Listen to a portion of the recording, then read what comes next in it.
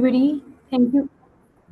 Thank you very much for joining us today. Today's webinar is about the college application process with Boston University, and I have with me Grant Owen from Boston University. Thank you very much, Grant, for taking out time for us.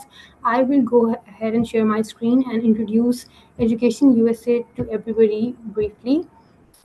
I hope that everybody can see my screen. Okay, so Education USA is known as USEFP in Pakistan, which is short for the US Education Foundation in Pakistan. And we provide advising all across Pakistan, though we have physical offices in Karachi, Lahore, and Islamabad. And the aim is to provide personalized guidance to each student or each person that pays us a visit and asks us for advice.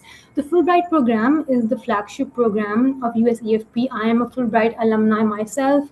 I did my Fulbright master's program at the George Washington University, where I pursued a master's in international development studies, and I specialized in climate resilience and monitoring, evaluation, and learning. The Fulbright program supports students all across the world who are interested in pursuing graduate studies in the US, whether it's a master's or a PhD program. And although the Fulbright program is present all across the world, wherever there's a US embassy, we do have the largest cohort from Pakistan that goes each year. And the Fulbright program does not only support students with the tuition fee or scholarship, but it also supports students with a living stipend, which includes costs for accommodation, food, transportation, and books, and an airfare return ticket as well. So what is Education USA? So Education USA is part of the US Department of State, and we provide you with current, accurate, and comprehensive information. We also offer resources, guidance, and advice on how to find the best fit university for yourself. So our services include one-on-one advising. You can either visit our office or schedule a one-on-one virtual advising appointment with us. We offer free in-house or virtual sessions as well. We have free workshops on the GRE, SAT, and TOEFL, as well as the GMAT. And you can also access our resource library when you come visit our office. So in addition to our advising centers in Karachi, Lahore, and Islamabad, we also have Lincoln Corners all across Pakistan. So Lincoln Corners serve as American spaces. We have about 5 Lincoln Corners in Punjab. There's one in Lahore, there's one in Sargodha, one in Faisalabad, one in Multan, and one in Bihari. And all of these Lincoln Corners are inside universities. And you can pretty much go to a Lincoln Corner, use a desktop, take a virtual tour of a university that you'd like to attend, or basically just do your work there for free. And of course, if you visit it between 9 to 5, you can go in any time between 9 to 5, Monday to Friday. So if you haven't already, register for our free advising services today. You can go to educationusa.pk/register. You will receive a weekly email containing an outline of all the weekly events and webinars that we have for you guys. If you have a question, email us at lahore@educationusa.org, and somebody from our team will get back to you. You can follow us on Facebook, YouTube, X, and Instagram at @USA Pakistan. Also follow the Lahore, like the US consulate in Lahore, for any updates on the consulate's programming. If you have any questions about the visa, go to the usembassy.gov website to schedule a visa appointment for yourself or find the answer to a visa question that you might have. I'll stop sharing my screen now, and now I will hand it over to you, Grant. All right. Thank you so much. First of all, my name is Grant Owens, and I am an Assistant Director of Admissions at Boston University. I'm going to share my screen just so that you can see what I'm talking about.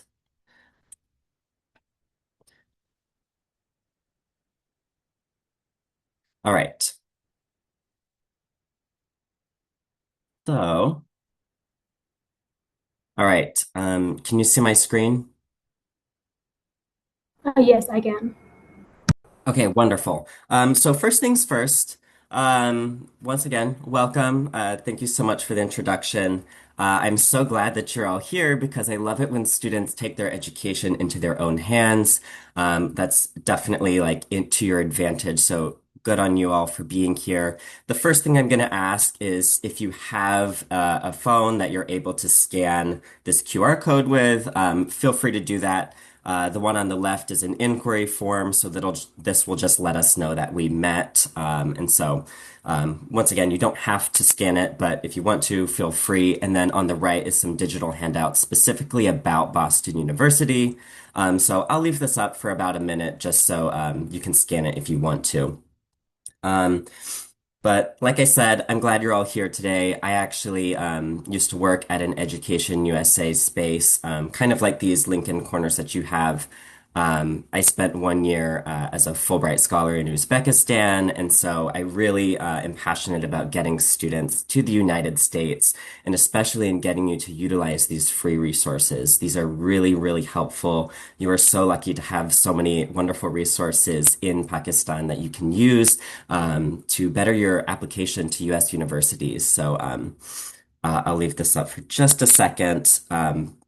But just to give you some insight into what we're going to be talking about today, um, we're going to be going through just in general the college admissions process to U.S. universities. So we'll tell you a little bit about what myself and my team are looking for in your application, how to be successful, how to utilize your resources. And then at the end, I'll tell you a little bit about Boston University in specific. Because of course that is where I work and what I have the most experience with. All right. And if you need me to go back to this at the end, of course, I can always come back and you can scan it if you didn't get to. I also want to say if you have any questions at any point, um, I won't be able to see them here, but feel free to write them in the chat. Feel free to write them or keep them in mind, and we'll have some time at the end to answer your questions. So, all right. So, as I mentioned, today we're going to be talking about just the college admissions process at large. And to do that, the first thing that we need to understand is something called holistic review. Holistic review is kind of like a buzzword in college admissions. You've probably heard it before, but if you haven't, I'm going to tell you a little bit about what it means. So, just to start off, what does holistic mean? Essentially, holistic is relating to or concerned with wholes or complete systems rather than the analysis of treatment of or dissection into parts. And so that's kind of just a jumbled way of saying that we are looking at an entire applicant's application. We're not just looking at numbers on a page. We're not just looking at your grades or your standardized test scores. We are looking at everything that you give us. Every piece of information is taken into account when determining whether you'll be admitted, whether you'll be given scholarships, whether you'll be a good fit for a certain program, and things like that. So these are all things that are accomplished through a holistic review. This includes, of course, extracurricular activities, teacher and counselor recommendations, personal statements, your essays. In some cases, it includes things like your English proficiency exams. Of course, this also is taking into account your grades, your transcripts, your standardized testing if you choose to submit that, your course rigor if you have lots of different options, because I know you're probably taking various different curricula in high school. And so essentially, the key point I want you to walk away with this is knowing that we are conducting a holistic review. I already kind of talked about this, but you are more than just a number. We're looking at your program that you choose. So maybe if you're applying to a biology program, we're looking to see, are you a good fit for a biology program? If you are applying undecided, that's also okay, especially at BU. That's the most common major for students to enter in. No major at all. A third of our students come in without a major. But essentially, we're looking at your program, we're looking at your past accomplishments, you're looking at your essays. So maybe you express an interest in something that you haven't really been able to explore yet. That's totally fine, but we just want to have a better understanding of you, why you're applying to the specific university, and in many cases, why you're applying to a specific program as well.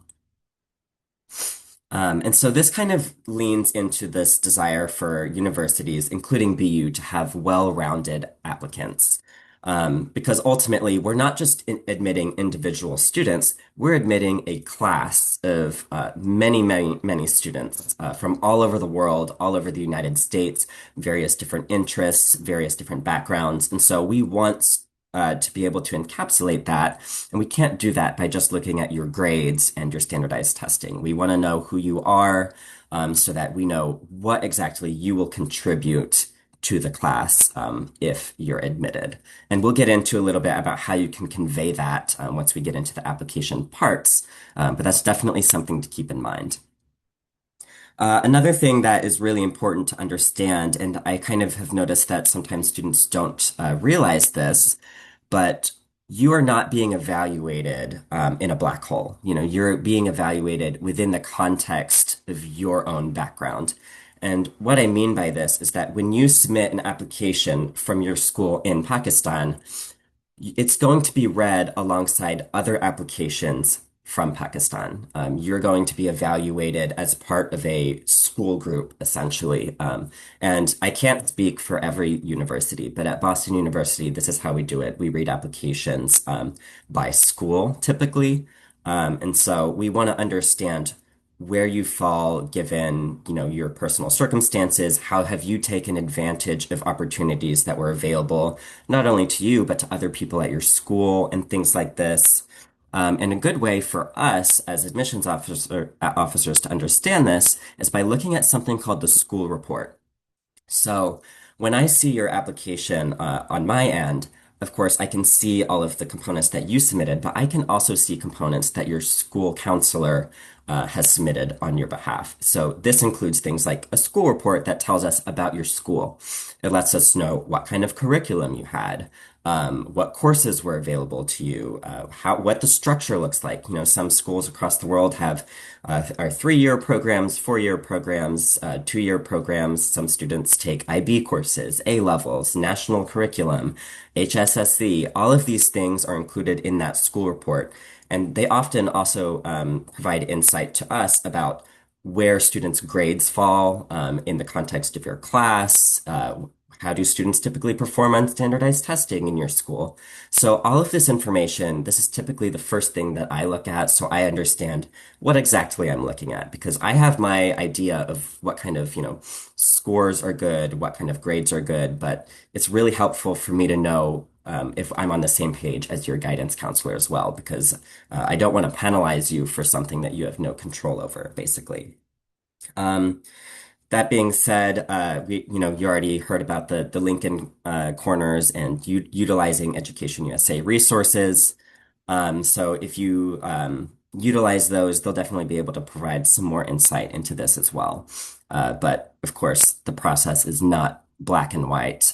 We're looking at a whole range of applications within your school group. So, a big question we tend to get is, why do you do a holistic review? A lot of students assume that, well, grades and standardized testing together are are the best predictors for success in college.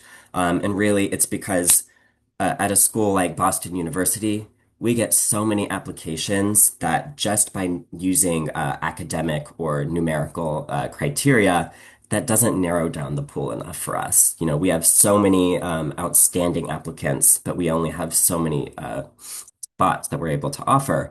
And so we have to find other ways to narrow down the pool. Really, the first thing that we look at is, are you qualified? Are you academically going to succeed if you get to BU? That's definitely something that is important. We want to make sure that you are able to, for example, not fail your classes. We want to make sure that for students who are studying engineering, for example, we want to make sure that you can do calculus when you get to Boston University. If you are not a native English speaker, we need to make sure that you can speak English by the time you get to Boston University. So we have to look at lots of different aspects of your application. And then, as I mentioned, we want to enroll a diverse student body. We want you to, when you're sitting in your classroom at BU, we want you to learn from the students around you, as well as the professors. And so typically we like to have students from all over the world. We're a very international institution. We have the 6th most international students out of out of over 4,000 institutions in the United States. So we definitely want to have a diverse class. So I'm going to go through some of the factors considered in a holistic review. This is not an exhaustive list, but this is enough to hopefully give you an idea of what we're kind of looking for. As I mentioned, firstly, we are looking at academics.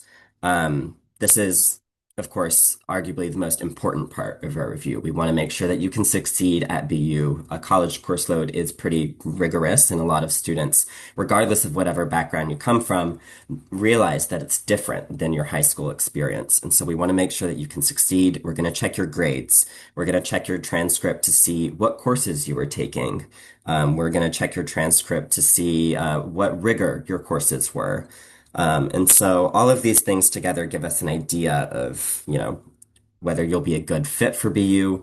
We'll also look at sometimes your standardized testing. For example, if you took IB exams, if you took A levels, AP exams, all of these things are helpful for us to understand your exact situation. And then in the summer before you enroll, we typically verify your senior year grades. So definitely keep up your last year of grades, even if you think it doesn't matter because you'll be admitted beforehand.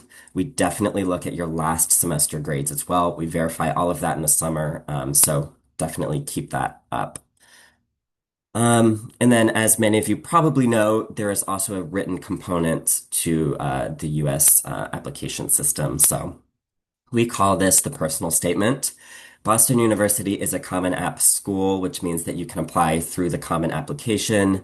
And so there is a general personal statement that is required there. The personal statement is extremely open-ended, and this is, I think, more than anything, a place that your resources come in handy because I know that at Education USA Pakistan or at your Lincoln Corners, there are people that are able to help you write these essays, proofread these essays, make sure that you're submitting a quality piece of work, because I would say this is the number one thing that students kind of brush past. They think, I've got great grades, I made a great score on my SAT, I don't need to focus on the essay. But that is not true. You absolutely have to focus on the essay as well because it is your only opportunity to really speak to us as admissions officers directly. And we want to get a sense of your personality. We want to see what you're going to bring to the class. And that is always something at the back of our minds. What will you bring to the class? And why should we admit you? And so, the grades, the numerical aspects, that might get your foot in the door, but to make that final push to get in, you have to have these other components polished as well. And so, look at your grammar, definitely do not have any kind of typos or things like that in your essay. This is a very important piece of writing. Write it far in advance, create lots of drafts of it, get lots of people to look at it. I'm going to go through a list of do's and don'ts in a minute so that you can kind of get a sense of what that means. But it's a very important part of your application and use it to kind of like shine light on your personality and things like that. So here's a list I was just kind of talking about. A very common thing that we get is um, I'll read an essay that tells me about the story of someone's grandfather or something, and it's very interesting. Maybe, your grandfather had a really interesting life that like really inspired you for some reason, and that's great, but it doesn't ultimately tell me much about you. It's called the personal statement for a reason. We want to hear from you about you. And so keep your topic personal. It really can be about anything so long as it relates to you. Sometimes people will write about an event that shaped their decision to study psychology or whatever, or they'll write about their academic interests or about a skill that they have. There's really no topic is off limits other than maybe some try not to be too controversial, but for the most part, we just want to hear about what you're interested in, who you are, what your plans are, maybe. But just keep in mind, there's no set formula for what you need to write, but make sure it's a good piece of writing. One thing not to do is to write what the admissions committee wants to hear, because we can always tell when someone is not being genuine. And when I'm reading an essay, I'm mainly looking for whether you're being genuine and whether it's a good piece of writing, whether your writing skills are good. So definitely be genuine. We can tell if you're just listing accomplishments and things like that. So we will have a space for you to talk about your resume, your extracurriculars. Don't use your essay for that because we will see it. You want to maximize your opportunities to tell us about yourself without being repetitive. Another thing that you should do is stick to one topic and theme. Typically, students try to tell their entire life story, and it ends up kind of being really jumbled. And in the end, I still kind of feel like I don't really know who the student is. And so, a general piece of advice is to keep the topic narrow. And luckily at BU, like if you really can't decide between two topics, we actually have two essays that are both required. This isn't the case for every school, but at Boston University, on top of the personal statement, we also have a shorter essay. You have two different prompts you can choose from. One is about how you see yourself engaging with our campus community, and another one is about a social or community issue that resonates with you. So you have two opportunities to talk with us, and we want you to definitely take a lot of care in those. Honestly, especially in the Boston University specific one, because we know that that is you putting an effort to our application specifically. It shows us that you're serious about attending Boston University, that you've thought about it, that you've done your research, because that leaves a very positive impression for me. I like to make a note of that, and so something to keep in mind. On a similar note, use specific examples. Try not to be too vague by saying like, you know, I used to do musical things. Like, what musical things? What are these things? And will you do them at BU? Don't use the essay to read it to reiterate your resume. We talked about this. Just make sure that you understand that that is definitely something that you do elsewhere in your application. You're not listing off accomplishments and awards necessarily in your personal statement. You may mention one, that's totally different, but don't make your essay just a list of all of your accomplishments.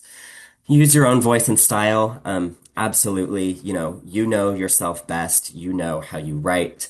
And if you feel like, oh, I'm not a really good writer, utilize your resources. There are people who are good writers who have faith in you. I have faith in you to write a good essay. So use those resources, and I promise you that like you will eventually get to a piece of writing that you're proud of. Um, Try not to use big words just to sound impressive. Once again, we can kind of tell when something sounds unnatural. This kind of happens all the time. Especially sometimes we'll get huge words and then I also see on their application that they had like a low TOEFL score or something. And it's like, in that case, I can kind of tell it raises some red flags for me. So just something to keep in mind. Um, Proofread, this is extremely important. Once again, do not have any kind of English errors, don't have any grammatical errors. This is common for students all over the world, including in the US. Just don't make careless mistakes in your essay. Um, don't use the same essay for multiple prompts. This is extremely important. Like I said, we have two essays. Do not copy and paste the same response to those two essays.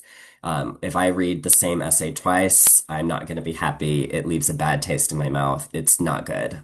So you have lots of time to prepare and write these essays. So use that time to write two essays.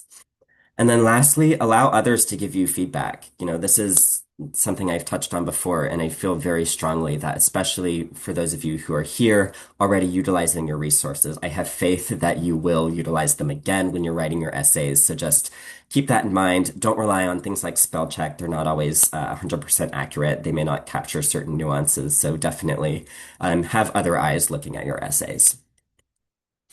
So, on top of the essays and academics, we're also looking at extracurricular activities and your resume. This is kind of self-explanatory, but we really want to make sure that you are selling yourself. This is kind of your opportunity to brag about yourself. Because, like I said, we don't have that many opportunities to get to know you. So, utilize every piece of space, to let us know who you are and what you bring to the table. On Common App, you can list your activities in order of importance to you. You can list them chronologically. It honestly doesn't really matter. But we also encourage you to include any kind of activities or responsibilities. And some of this includes like traditional things, like maybe you play an instrument or sports, but maybe you volunteer. Maybe you have five younger siblings that you need to take care of, which means you haven't been able to do other kind of extracurriculars. All of these things are incredibly important for us to know. We don't weigh any extracurricular activity as more important than the other. No matter what it is that you're doing, we just want to see that you're doing it and that you are engaged in your community in some way. Engagement is a huge component of our values, and that's kind of demonstrated by the fact that I mentioned earlier. One of our essays, one of our prompts is about community engagement. And so we want to see that you are making an impact on your community in some way. And then on top of that, leadership roles, awards, anything like this. We understand that some students come from schools that don't have a lot of or any extracurricular activities offered. In that case, yeah, think of other things that you're doing at home. Think of things you're doing in your community. Are you working? Are you taking care of your family? So just anything like that is very helpful. And then lastly, use descriptive words, avoid redundancy, don't write the same thing twice. If you are the like founder of a nonprofit, for example, be honest with it because, like I said, we look at your applications in a school group, and so sometimes I'll read like on a student's application, they'll say, "I was the founder of this nonprofit," and then the next application that I read is from the same school that says the same thing, and then I read another one, and then I read another one. So like be honest with your application because we'll probably find out. You can say you were a co-founder, you can say you helped found something, but like just be honest with anything that you do in your extracurriculars because we do verify this information. And just kind of as an exercise for you to understand kind of what we're looking for here, I have two examples of what you should be writing and something that sounds kind of a little bit better. So instead of just writing school newspaper, I would say what you did with the school newspaper. I was the editor of the sports section. Be detailed. As I said, this is kind of an important component.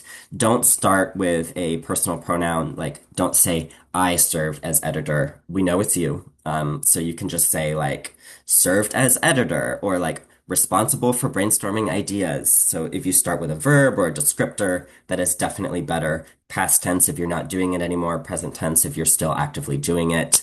Instead of intern, I mean, that sounds incredibly vague. You could be anything. Try writing intern at outpatient physical therapy clinic. This is great because it tells me a little bit more about what you're doing. It tells me a little bit about your interests. Like I see this and I'm kind of assuming, oh, the student's probably interested in physical therapy or kinesiology or something like that. And it tells us a little bit about what you actually did, assisting with X-ray and patient chart analysis, things like that. And so anything that you write, just try to be detailed so that we actually know what you're doing, especially if it's something related to like a niche discipline. You know, sometimes students will be like, investment management. And I'm like, I don't know what that is. And I can't really evaluate it because I don't know like what exactly you were doing. So once again, just try to be detailed. And then another, of course, important factor of your application are your letters of recommendation. And this is going to vary depending on the university. So make sure that you're familiar with that specific university's requirements. But at Boston University, we do require two different letters. One of them is specifically from your guidance counselor. Your guidance counselor is aware of this. It's on Common Application. These are really important as well. So if you have the chance to talk with your guidance counselor, ideally at the very start of the school year before you apply, I would take advantage of that and just let them know like a little bit about you, about your plans, things like that, so that they can write a good letter for you. But that being said, another letter that we ask for is from a teacher. It's a teacher evaluation.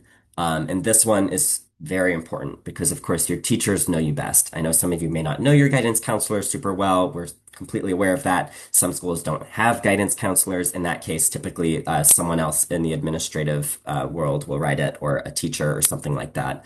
But when you look for a teacher to write your teacher evaluation, the most important thing you can do is to find a teacher that can speak highly to your academic and personal qualities. It does not have to be a teacher that teaches the subject you want to study. A lot of students make that mistake and it ends up kind of yielding a kind of poor letter because maybe they weren't close with that teacher for whatever reason, find a teacher who knows you well. It doesn't matter what they teach.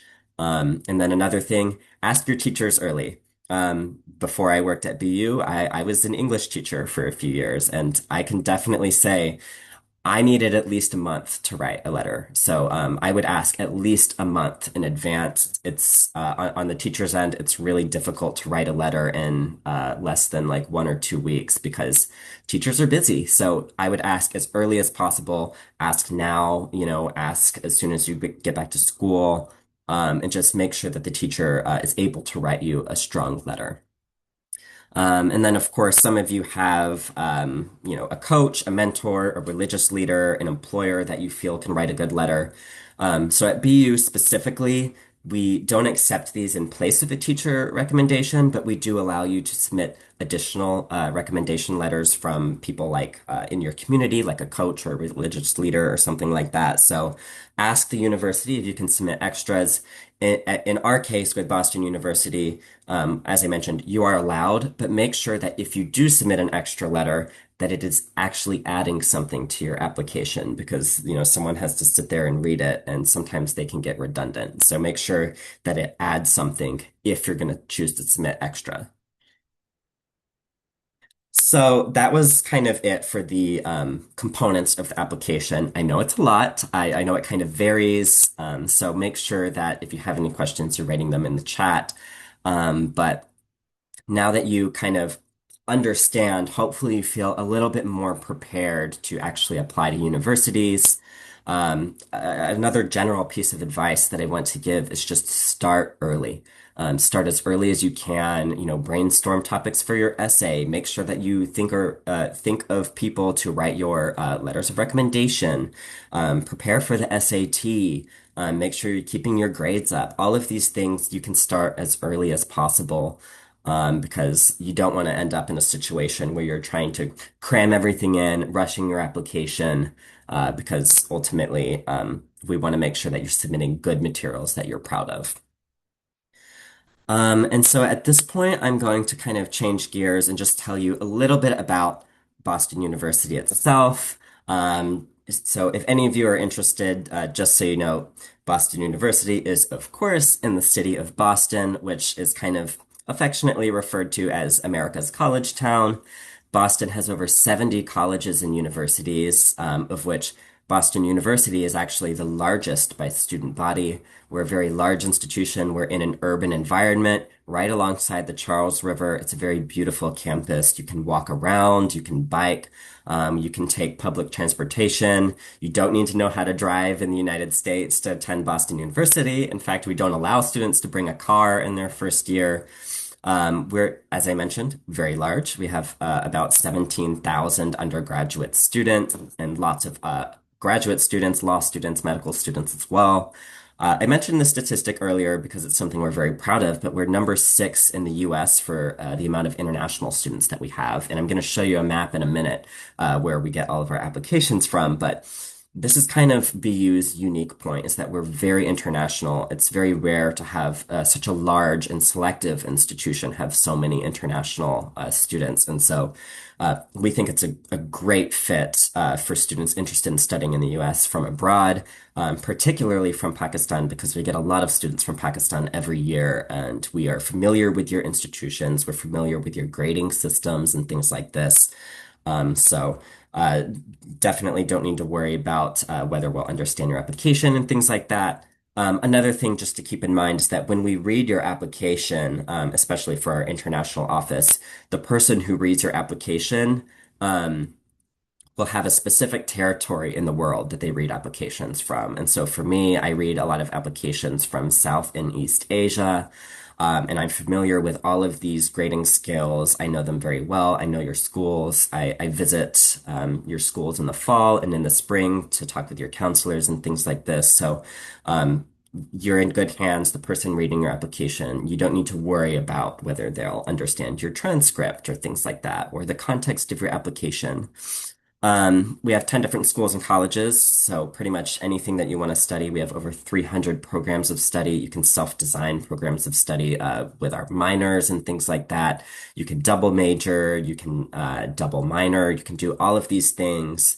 So no matter what you're interested in, check our website, see if we have it. We probably do. Really, the only thing that we don't have that students tend to ask about is nursing. We have 4 years of guaranteed housing on a residential campus. So about 85% of our students choose to live on BU's campus all 4 years.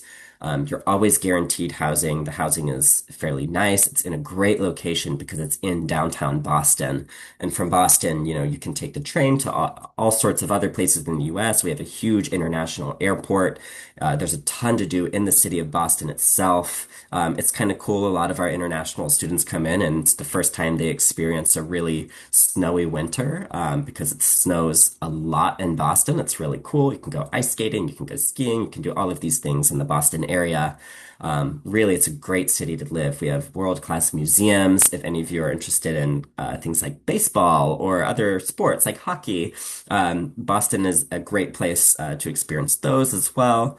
Um, we also have incredible academic flexibility. A lot of our students, as I mentioned earlier, come in without a major, undeclared.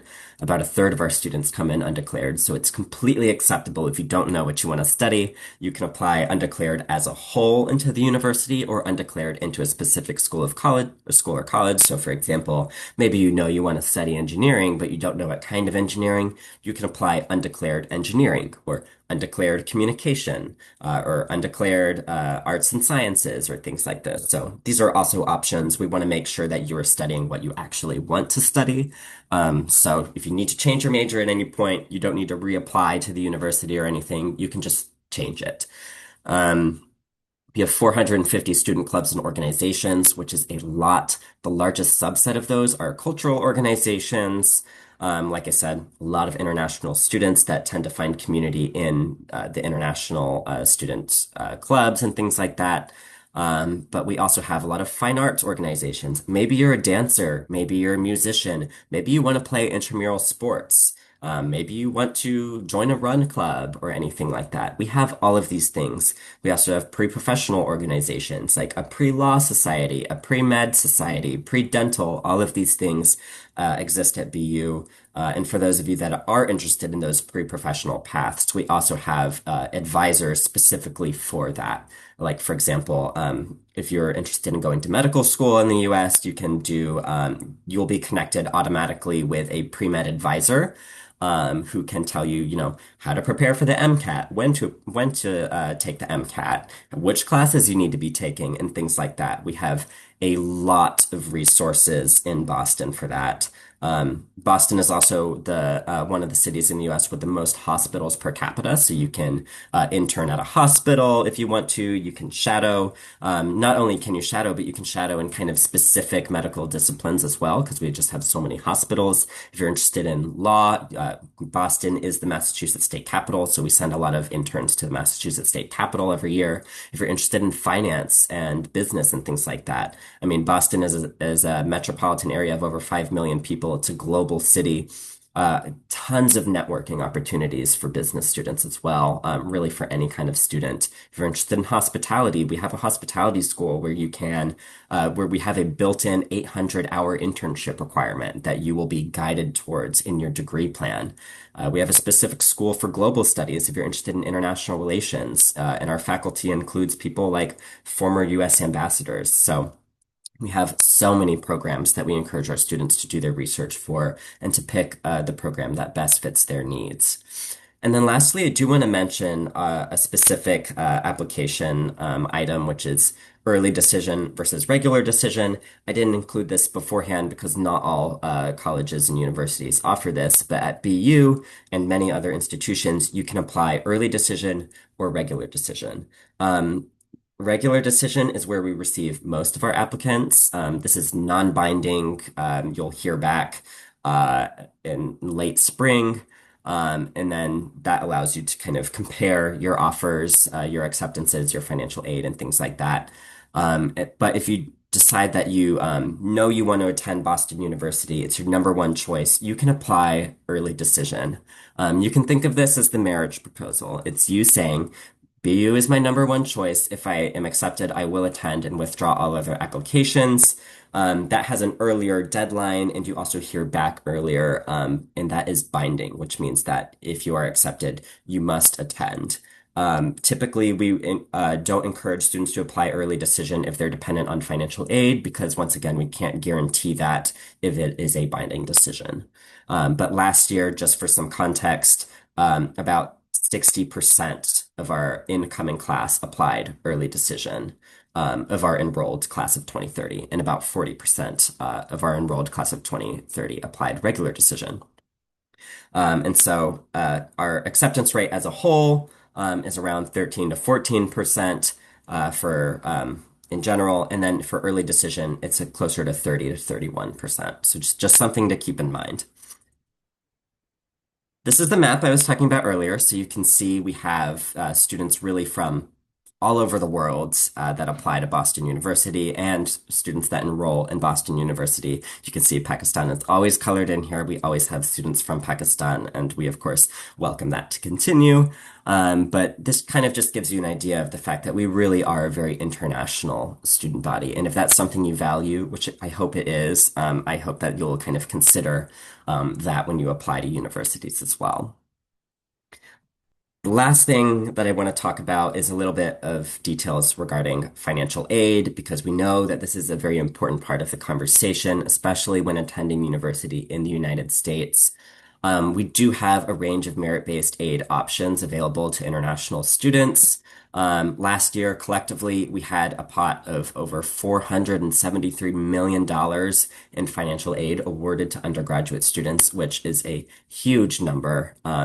If you're interested in applying for merit-based aid, you don't need to write an additional essay. We assume that everyone is interested in merit-based aid, but you do need to apply by December 1st. You need to submit your entire application to Boston University by December 1st to be eligible for consideration for merit-based aid.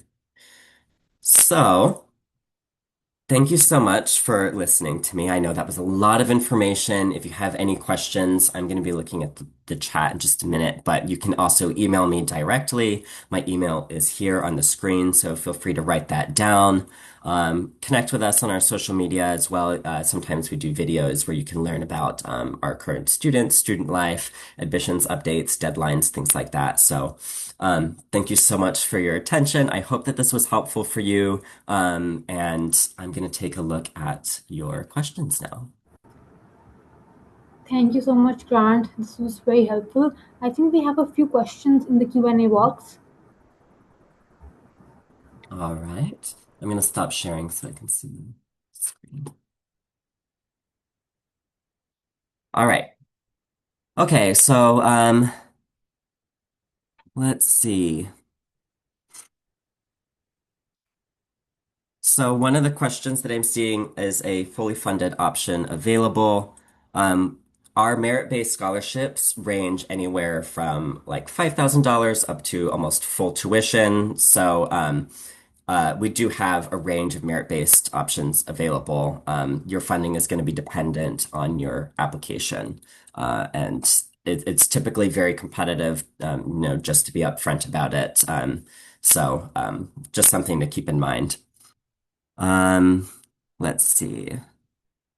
Oh, one thing that's important to mention, I'm glad someone asked this, is that we are currently test optional, at least for the next two cycles. So if you took the SAT or the ACT, you are more than welcome to submit your score, but you are absolutely not required to. In fact, about 45% of our applications last year had a standardized score attached. So it's not expected, but it can help your application if your score is competitive.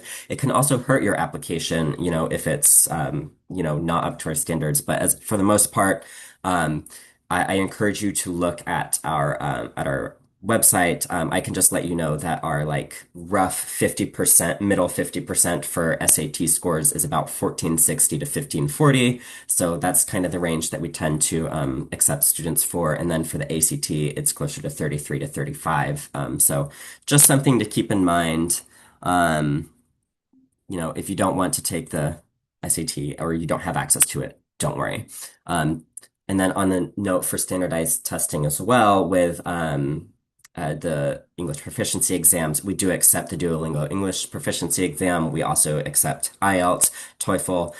We have no preference between the three, but if you are not a native English speaker, you do need to either submit an English proficiency exam score or submit a waiver to have that requirement waived for you, which you can do so on our website or by emailing us.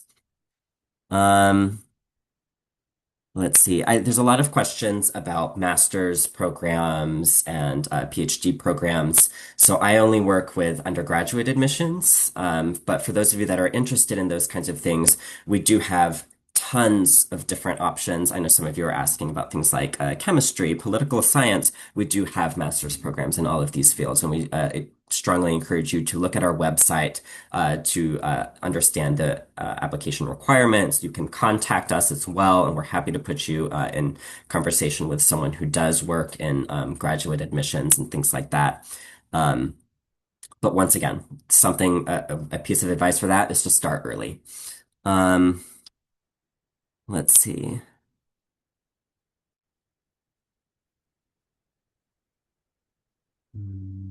So the application for the bachelor's program will open towards the end of August. So keep an eye out for that. If you follow our social media, typically we announce when that opens. You can keep checking our website as well. But that typically opens in late August, and we close the application typically in like the first week of January. So that's kind of the window that you should apply for. But as I mentioned earlier, if you want to be eligible for merit-based aid consideration, please apply by December 1st.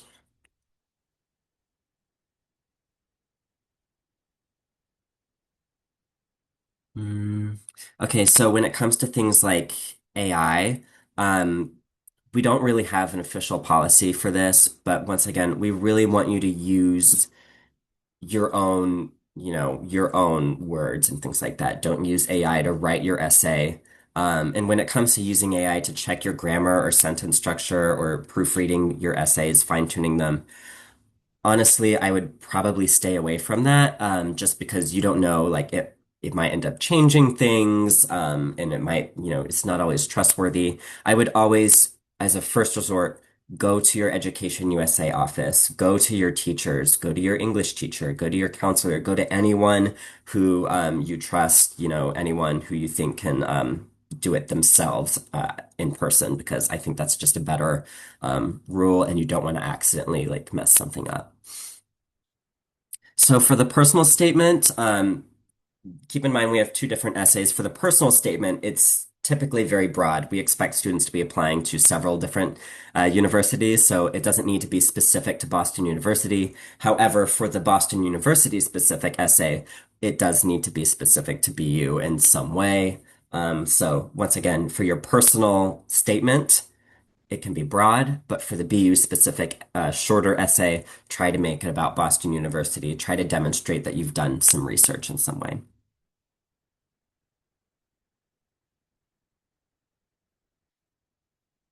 Um, So when it comes to tips to stand out for our scholarship options, typically students who receive scholarships are at the upper end of our academic threshold. So basically, they have higher grades than average. They have higher standardized test scores than average.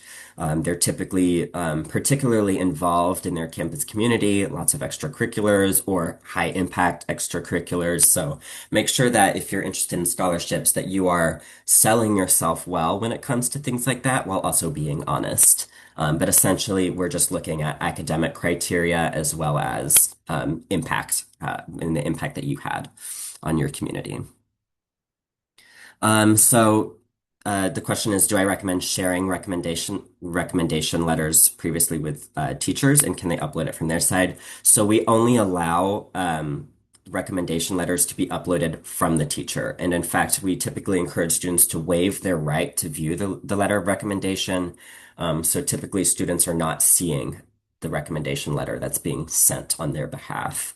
And so that's you're not able to submit anything yourself as a student.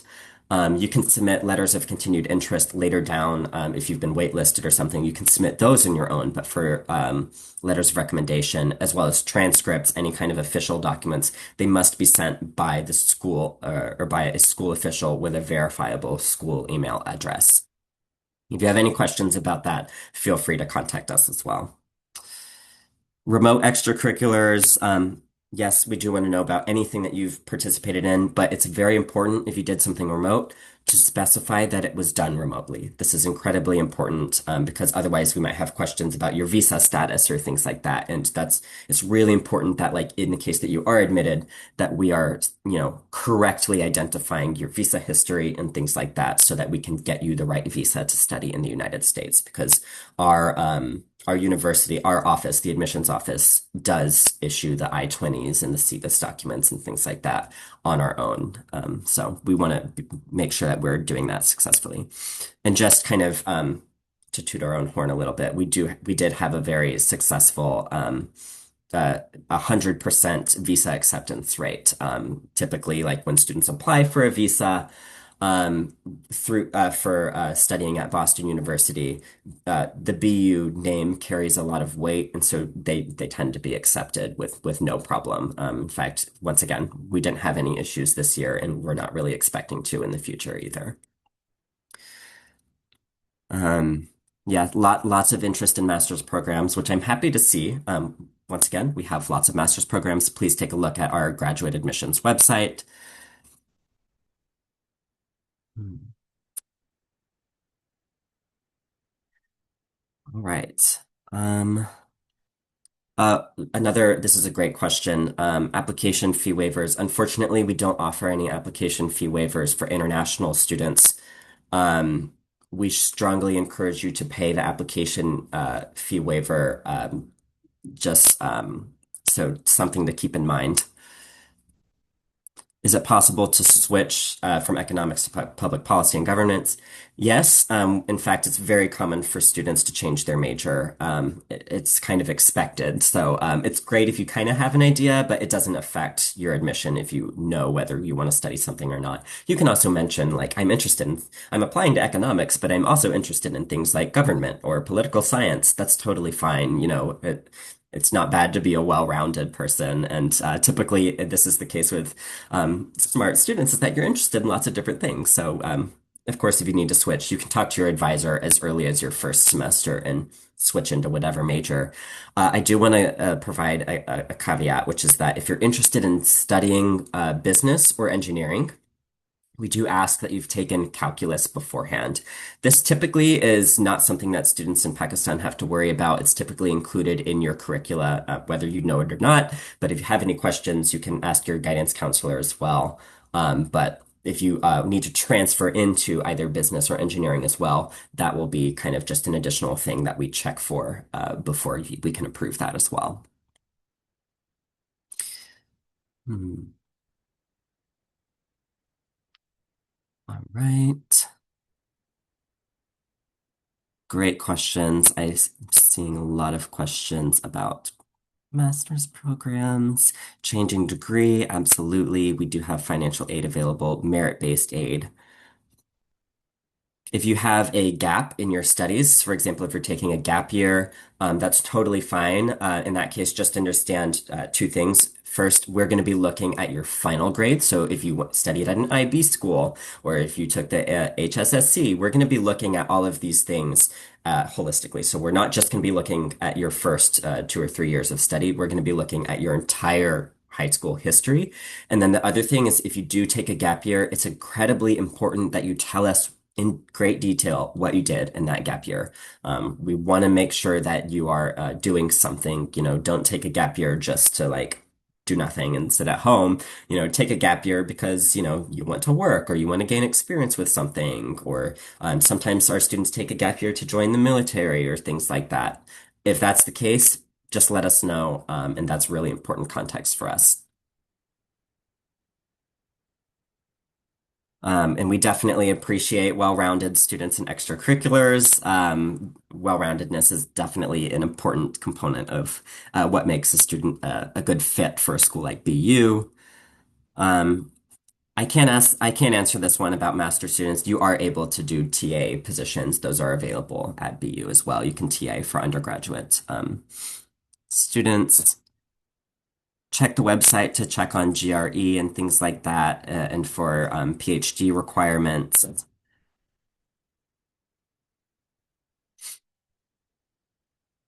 I'm gonna put up the screen again so that some of you can scan the QR code in case you didn't get to scan that earlier.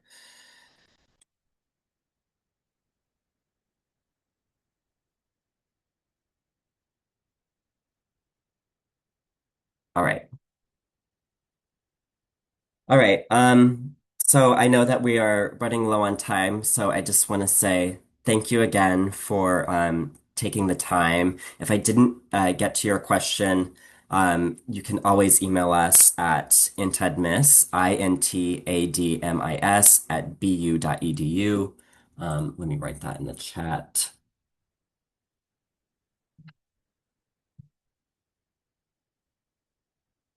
And we are happy to answer any questions that you have. You can also email me personally if you have any specific questions about undergraduate admissions at ghons@bu.edu. So thank you again. I'm sorry if I didn't get to your questions, but I hope that this was helpful for you, and I wish you all the best of luck in your college application process. Thank you, Grant, for taking our time for us again today. I hope that we'll continue collaborating and having more webinars in the future. And I wish you a great rest of your summer in Boston. Hope you enjoy it. All right. Thank you so much. Have a Take good day, care. Bye. everyone. You too.